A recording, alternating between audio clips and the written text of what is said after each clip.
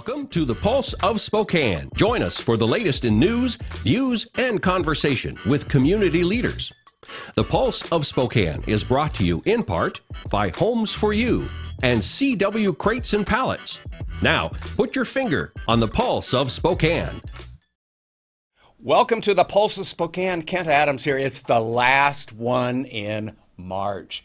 Hard to believe that on Monday we're in April already. And a lot of my grandkids and your kids maybe have the week off next week for spring break. I think we call it spring break, not Easter week anymore. We've got to be politically correct. No, some of us don't. Easter week next week, although Easter isn't until later in the month.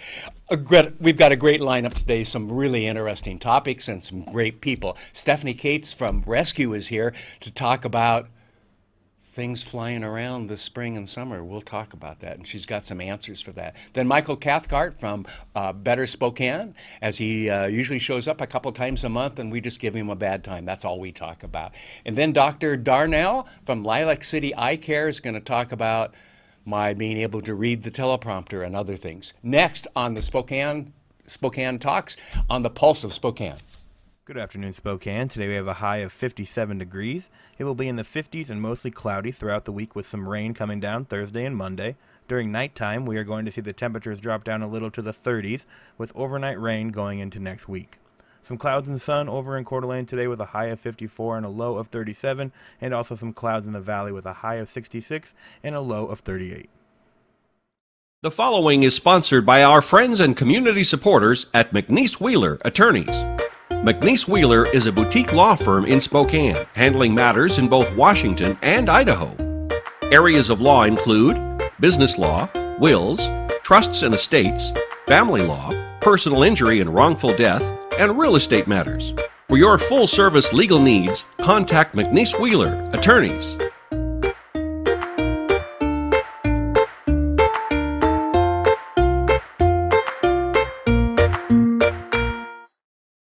I'm Nikki Butler, and I'm a regional manager for STCU. My lunch buddy is Nicole.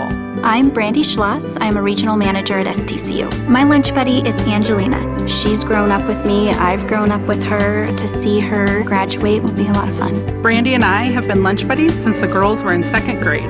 It's great that STCU provides me with the opportunity to be part of Reach for the Future. We are committed to the children. We're committed to our community. I'm Nikki. I'm Brandy. And STCU is here for good. This is River Ridge Frame Shop, called Frame It Today, where we can take your art, customize it, and get it ready to hang on the wall.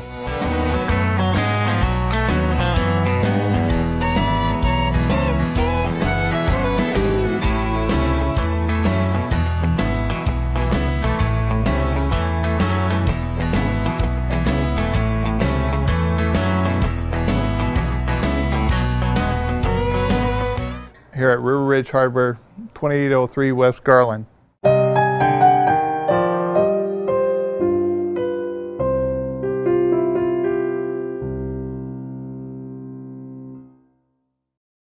Stephanie Cates, you wear a lot of hats around town, don't you? Well, I'm wearing a hat to the work hat today. Your backyard. Yes. Yeah. Now, I've got to ask, it's bee season, and how are you going to address bee season? Wait. It's not bee season. We're talking about wasps, hornets, and yellow jackets, not bees. Okay. And that's a misconception with it people, is, isn't it? it And I is. purposely asked We that. actually planned that. Yeah, so so this is Rescue Pest Control, and of course everyone probably knows these products. They're made here locally. Most of us use them in our yards yes, and so forth. Yes. So and the reason we're talking about this now is because we're in the springtime. Yes. You know, March flew by. At least the calendar says that. The calendar says that, and we can kind of feel it. You know, the snow's melting. So, but yellow jackets and wasps and hornets were so bad last summer. They were just terrible, and Why everyone is that? complained. You know, we had some really hot, dry weather right after the 4th of July, and their colonies just kind of doubled in a week's time, you know, week after week after week. So, you know, people found nests in their yard, and and you couldn't eat outside, you couldn't barbecue outside. So then go straight to winter. What the heck, right? Right. I mean, but you have a solution for that. Well, we do, and so a lot of people used these traps last summer, and this one as well. This is the Y trap for wasp, hornets, and yellow jackets. This is our standard, classic, gold standard yellow jacket trap. Right. People found that these filled in a day last summer because the problem was so bad. And then the queen yellow jackets and wasps and hornets hibernate over the winter. Oh, okay. And we had a nice long, cold with a blanket of snow winter that kept them sleeping and kept them, but the sunshine getting is out ready. now. Yeah, and so now they're going to be starting to fly. Okay. And each of those queens from those nests last summer will look for a new nest site this spring. Oh, wow. So this is a key time of year to trap them and to prevent the nest from being formed on your property, right, and save your summer. So you're saying now is the time to start putting these out? Yeah, we're getting into the time. Yeah. Well, okay. Now the wasps, paper wasps, will start flying now. Okay. They're the first to emerge, and they're the ones that make those honeycomb, those open honeycomb nests. Yes. Then I've hornets, seen some up in our rafters underneath they're very the house. Very common. Yeah. Hornets, like bald-faced hornets, they build those kind of basketball-sized nests that are usually in trees. Okay. So they're the next to emerge. And that then does not sound that, good. Basketball size. Right. You right. So this is your buzzer beater. Okay. Right. Yeah. Yeah. Okay. So I get it. Yeah. Okay. So, and then yellow jackets will emerge after that. So you're not going to see your traps fill up, in a day's time like you did last summer. But it's important to note that with each queen you catch, you're preventing a nest from being formed later on. And each queen equals how many? Do you have some numbers basically? It could be hundreds to even over 1,000. Really? Yeah. Okay. When you're talking about yellow jackets, catching a few now is good. It's actually good. It's significant. Even if you only catch a half dozen of them. Really? You're preventing that many nests from being formed. So. Okay. Yeah, and the great thing about these traps is they're made locally. Yeah. I was going to ask you about that, but even more important is last summer was kind of an anomaly with the hot weather and so forth. Yeah. How did that affect you and your crew in terms of we all go through anticipating the budget and the planning and the number of people and all that, and all of a sudden you were thrown a different scenario. Well, we always make forecasts based on, the amount of inventory we feel like we can move through for the year, and we try to plan it just right. And it's tough. You never know what the insect's going to do. I was going to say, they don't come with a plan to give you, do they? Yeah, we have some models that we work with, depending on what our R&D department sees. But, weather we and other things as part of that, I would guess. Yeah, we planned for a normal summer. Mm-hmm. But what happened was way abnormal. It was the worst summer in my 23 years of working for the company that we've ever seen. And so we were kept on our toes daily. Yes. We had to pull people from the front office, including the president and the vice presidents, I think we even saw you out there, didn't we? I was out there, yes. And we were just making them and shipping them as fast as we got orders. Yeah. And what you mentioned just a couple of minutes ago about you buy locally. Yes. And from the Northwest. Mm-hmm. That makes a world of difference, because if you had been buying, let's say, from China, like others do, and so forth, you would not have gotten your supplies in time. No, right? No, we had to turn on a dime. Yeah. And the great thing is we're vertically integrated. So not only do we do all our R&D, our industrial design of these products, but we make them in-house. So we have, I think we're up to 8 or 9 injection molding machines. So all these plastic parts are made in-house. in-house, the attractants filled in-house, and of course all the assembly. And we even buy our packaging locally too. Wow. So we use Sondern packaging and Spokane packaging. Right. So these are great local vendors, and they can respond to us very quickly. So when you pick up the phone and call, they respond. They run. Yeah. Yeah, they run. Yeah. You know, and we see that a lot in Spokane with people helping out other businesses, but also cooperating, and that really means a lot, doesn't it? It does. It does. It's great. It's great to employ and support our local community, employ our friends and neighbors. Yeah. We're very proud of that. We're proud to be made in Spokane, and we're proud to be made in the USA. One of the things I love seeing when you gave me the tour, I think now a couple years ago, was all of the flags up there from your people and from their original countries or background and so forth. How many do you have up? Do you know? Oh my goodness, I've lost count. I mean, it's maybe close to 20. Really? And I should be able to name them. That's something yes. that's on my list. Okay, to, next time I'm going to ask that next time. Okay. Yeah. Yeah. Thanks, Kathy.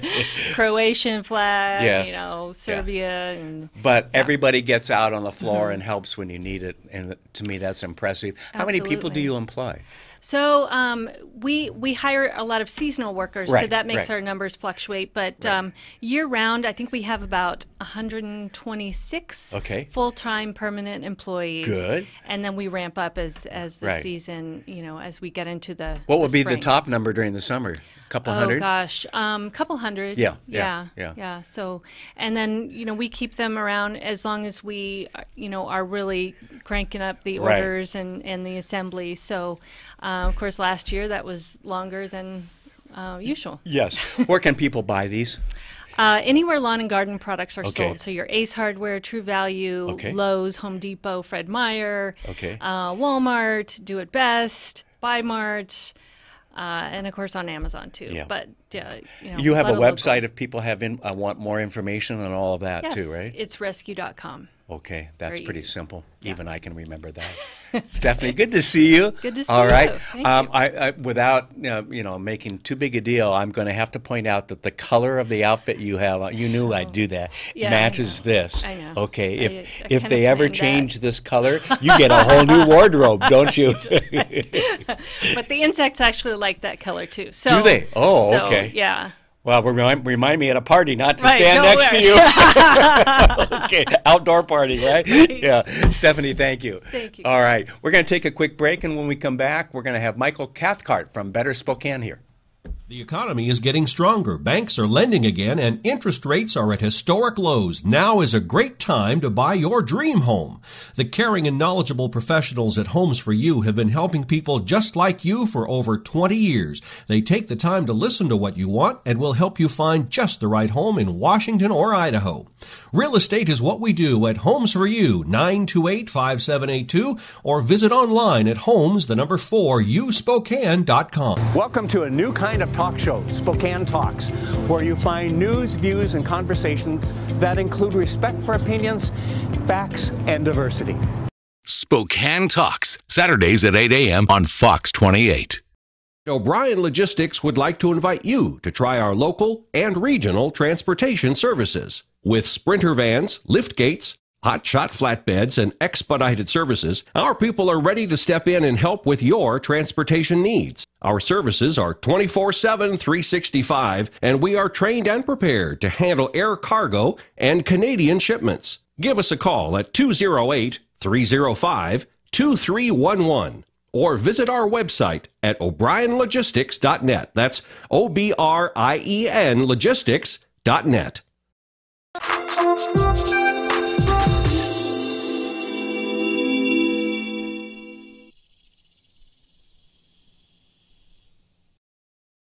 Well, welcome back. We're having great weather, and you now know how to prepare for those wasps and hornets and all of that.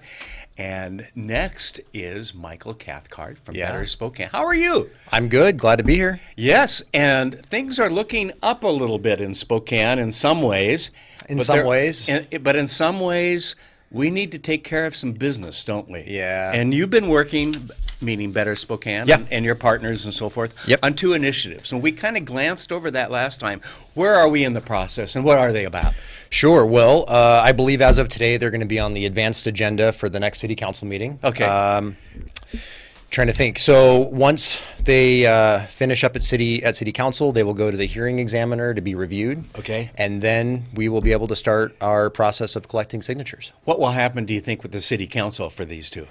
Well, they're pretty limited in the decisions they can make. I mean, Okay. they could, if they wanted to, they could place them straight onto the ballot. Obviously, that's not likely to happen. No, probably not. They will more than likely just say we're going to send it to the hearing examiner for the legal review, Let which the is the process next happen. Yep, the next step. And then once the legal review is done, assuming we still want to proceed, which I don't see any reason why Right, we wouldn't, right. then we can begin the process of collecting signatures. Tell our viewers what the 2 are. Well, really exciting. So we've got 2 different measures here. Basically, one is focused on open government and transparency. The idea being that some of our largest expenditures that the city of Spokane makes are related to collective bargaining. Yes, right? yes. And yet, those negotiations that currently take place behind closed doors. Mm-hmm. They're not for the public to observe. And so we think that needs to change. In fact, if you go back about 13, 14 months, kind of this conversation really began with the council president putting forward his campaign finance measure. Right. Now, he put that forward, putting restrictions on campaign contributions from contractors. Right. And contractors, mind you, it's a very public process as to how they get those bids. Right. And some limitations on in terms of just caps for amounts that you could give to candidates. But there were some folks left out. But there were some folks left Yes. out, and that was the collective bargaining units, right? And so because they were left out of that process, we felt like the best next step would be to just open up the negotiation so the public has an opportunity to see Okay. what's happening, right? Right. Lincoln County did this, I think, 3 years ago now, and it's been very successful for Right, them. right. Spokane County did it in January, Right. and so far they've had no issues. So we think this is a great addition for more transparency in the city of Spokane, and so we're really glad to be putting this forward for the citizens to consider. All right. The second measure is a little different. It's really a measure to keep Spokane competitive. Okay. And the idea behind it is that we want to prohibit the city from implementing taxes on sources of income. Okay. And it's really important, I think, that we do this, especially now, because the question about whether a city has the legal authority to do this is really Continues to still be debated, doesn't it? It does continue to be Yeah. debated. There's a lot of us that believe that the Constitution's pretty clear that you Right, can't do this. right. However, Seattle went ahead and did it anyway. Yeah. There are multiple cities backing Seattle up, claiming that they have this Well, right. even the states wanted to do it through backdoor. That's right. And but bigger than all of that is the Association of Washington Cities, as a matter of fact, has joined in the lawsuit supporting Seattle's position that Seattle and every city in the state of Washington should have the right to implement an income tax. Okay. What you may not know is that we have one voting member from the Spokane City Council that sits on AWC and Okay. voted to support that lawsuit, Okay. and that's Councilwoman Candace Mumm. Okay. So we know that there is support for these ideas Yes. on the council. Yes. The council is very hungry for more revenue. Of course. Oh yeah, they need more revenue because potentially there's They want to buy more buildings to open up for the homeless. well, perhaps that, but also there's an issue out there that people may not know about, and that's this issue of the county water rates that Yes. are being charged by the city. And the city has been overcharging county residents for water for like 40 years. Oh. And the That does add up, doesn't it? It does. And the potential litigation or the potential settlement that could come out of this could be upwards like $40 million the city could be on the hook for. Now you're talking real money. They're going to have to find sources of money if that's what ends up coming of this Wow. lawsuit. And that's just one example. I mean, there's a plethora of areas where they would love to put more money. So, Yeah. and we know that the council plans to councilmatically raise the sales tax if the legislature gives them the authority to do so. Right. So they're going to look for every penny. And this is just an opportunity for us to protect Spokane, to make sure that we remain competitive, because Yes. if we adopt an income tax and the valley doesn't and Right. the county doesn't, Right. Where do you think people are going to go? absolutely. Yes. Yeah. Why would the skilled workers and the people making, good money, why would they stay in Spokane? That Right. would make no sense at all. So, and this doesn't in any way prohibit, eventually a state income tax from being enacted. Of course, that could always happen down the road. This just simply says the city of Spokane will not be isolated with our own city income tax. Right, right. It's really important. Wow. Let's talk about, and I kind of alluded to it in a little bit of a joke, but I'm not really joking about it. The passing of the ordinance the other night to open up city-owned facilities. It's not just City Hall, but could be police station, could be fire stations, could be any property essentially that the city owns to what we'll call the homeless, but it's more than homeless. Yeah. Okay. It's mainly a mental illness drug problem is really what it is. Yeah, and so quite clearly, what can we do? Obviously there's a lot of questions. I'm still waiting for the day that somebody just wanders into one of the fire stations and starts rummaging through the refrigerator. We've now enabled that to occur, right? And so I think we may see some incidents here and there that happen over the next several months.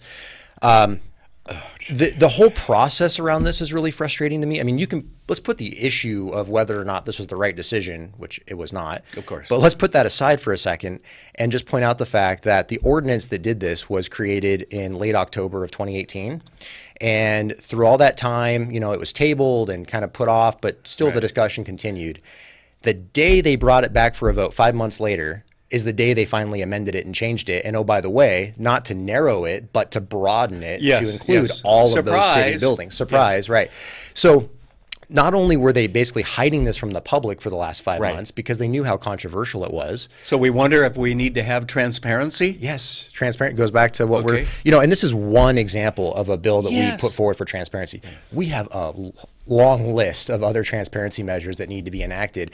And quite frankly, if we're successful with these, we may consider pushing other ideas down the road.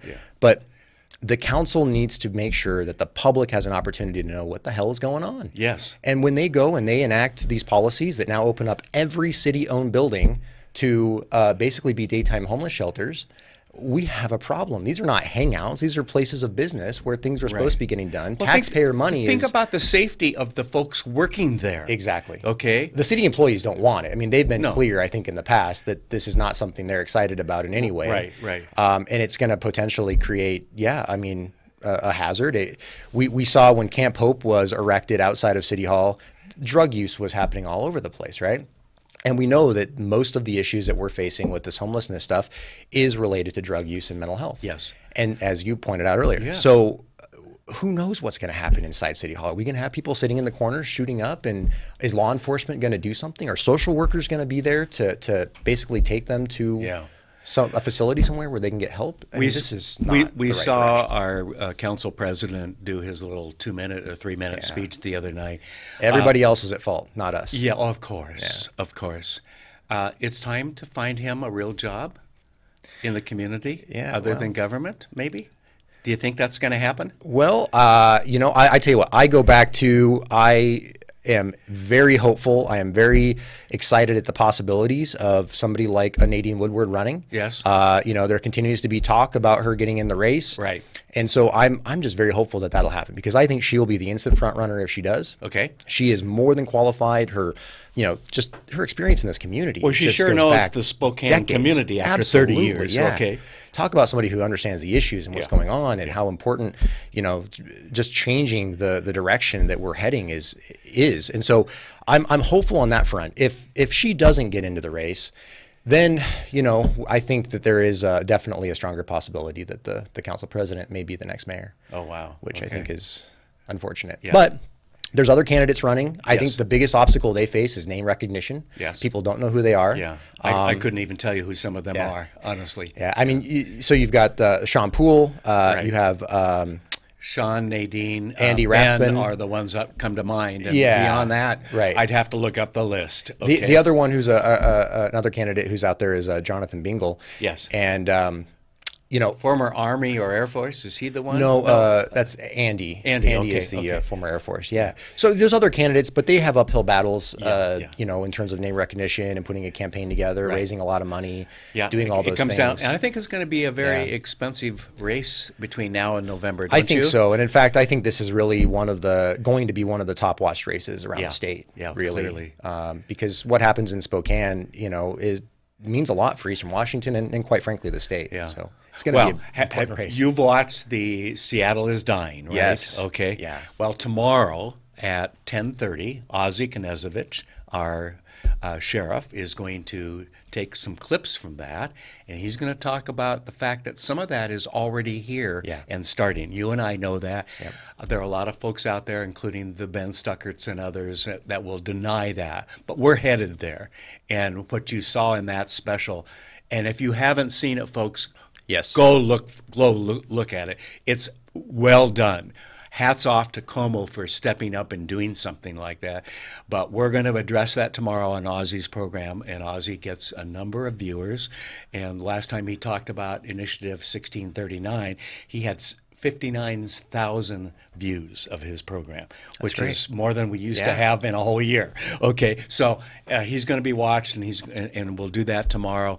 Ryan McNeese, my business partner and host of Business Talks, is going to sit in with him to keep Ozzie on target, because the 27 3/4 minute program, and we do it for that length because it also goes on radio. So we're timing it. I got to have somebody keeping them on task, right? Yeah, for sure. Yeah. Well, I'll tell you, like you said, if you have not seen the Seattle is Dying, it is absolutely important that you take an hour tonight, sit down, watch this piece. It really highlights what is happening in Seattle, the path that Spokane is following in terms of matching what's happening there. My organization, Better Spokane, we are in the process of putting some pieces together, some kind of a big research project in terms of showing some kind of the underreported aspects of what's happening in Spokane. And so we're going to slowly roll those out over the next several weeks and hopefully help educate some folks, which is the reason we exist. I mean, we want to make sure people are educated on these issues, and then they can make better decisions when the city council puts forward an ordinance. They're better armed to email or call and say do or don't do. And it just makes everybody more informed. Well, Michael, thank you. Good to see you again. All right, you'll be here in a couple of weeks again, I think, right? I think so, yes. Yeah, all right. Look forward to it. Oh, Lord. No, I'm kidding. Dr. Darnell, Lilac City Eye Care, will be here next on the Pulse of Spokane. To help you be safe, Washington state law requires you to call 811 2 full business days before you plan, for example, to dig, drill, plow, pull from, or pound anything into the ground. Be prepared to provide the operator with the correct address, cross street, and a description of your work. You must mark the dig area with white paint. The operator will inform you of the utilities notified of your impending excavation. Wait for all their marks. Be safe and dig with care. The economy is getting stronger, banks are lending again, and interest rates are at historic lows. Now is a great time to buy your dream home. The caring and knowledgeable professionals at Homes for You have been helping people just like you for over 20 years. They take the time to listen to what you want and will help you find just the right home in Washington or Idaho. Real estate is what we do at Homes for You, 928-5782, or visit online at homes4uspokane.com.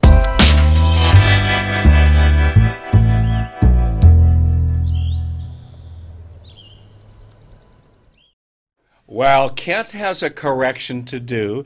It is Dr. Darnell, but it's the Lilac Family Eye Care. Did I get that correct? Yes, thank you. Okay, I just read what's up there, and when it's bad information, okay, I'll blame it on my eyesight, but you can work on that, right? Oh, I'm happy to take care of that for you. Okay, I see that. The eye jokes, they get cornea and cornea. Oh, Lord.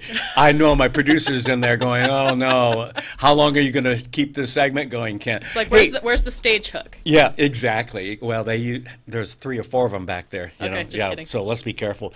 So tell me what it is you do. So I do pretty much anything eye care related, unless it needs stitches or surgery. Okay. So if you need stitches or surgery, I'm happy to send you off to one of my several surgeons. I work with pretty much every eye surgeon in the area. Right. My bread and butter, glasses, contacts. Okay. But what I really love doing is I love problem solving. Oh, okay. So if we have a patient... Why were you looking at me when you said that? I'm a problem for everybody, well, but go ahead. No comment. Yeah. Eyeballs only, remember. Okay. So I like solving problems. So if people come to me and they say, hey, my kid's having a hard time reading in school. Every time they look up close, the words move around or they get a headache. Okay. Or, hey, I've noticed at the end of the day, after I stare at my computer all day, my eyes hurt. Right. It's like I really want to rub my eyes. My glasses don't work anymore. Yeah. I really like digging into that because there's a lot of things that we do on a day-to-day basis that can affect our eyes.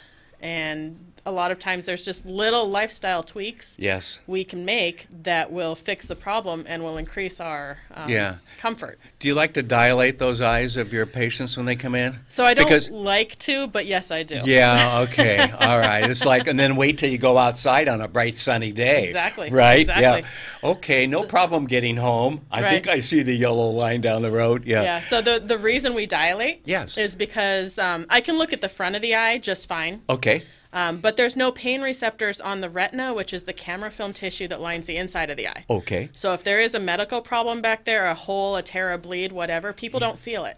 Okay. So they don't know so it. So you got to see back there. Right.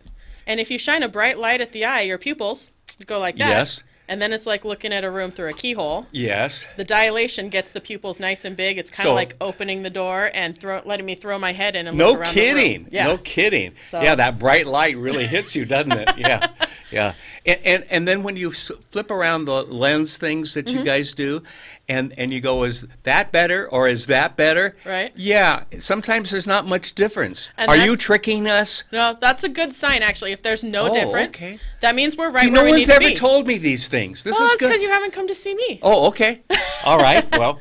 Yeah, so our lenses are go in 0.25 steps. Okay. So when I ask you, is it better 1 or better 2, I'm making a 0.25 change to your prescription. Very slight. Very slight. Yeah. But people don't come in 0.25 steps, right? Sometimes people's prescriptions is like a 0.12. Oh, okay. So if I show you one like even bracket on either side, it's going to look the same. Ah, okay. So that means I need to quit beating a dead horse and we need to move on. Move on.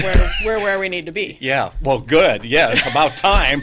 Right? It seems to go longer and longer and longer sometimes. What's the most common thing you're seeing today with both young people and older people? Young people, a lot of times I actually see problems with the focusing system. Okay. So the focus system is what lets us look far away. Yes. And then look up close and still see clearly. Right. So a lot of us have weak focusing muscles. Okay. And when kids have a weak focusing muscle, they can't focus clearly up close. They might see double instead, or words might move around because that focusing muscle is trying, but then it relaxes, and then it tries, and then it relaxes. But when you can't see up close, you can't read well, you can't perform in school or anything like that. Right.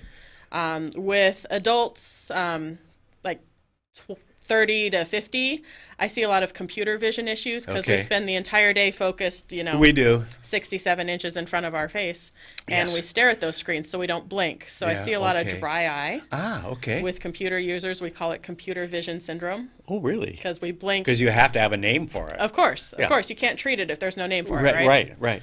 So when we don't stare at a computer screen, we blink every 3 to 5 seconds. Okay. When we stare at a computer screen, we blink every 12 to 15. Oh, wow. So we're blinking like a quarter that much difference time we're supposed to. Yes.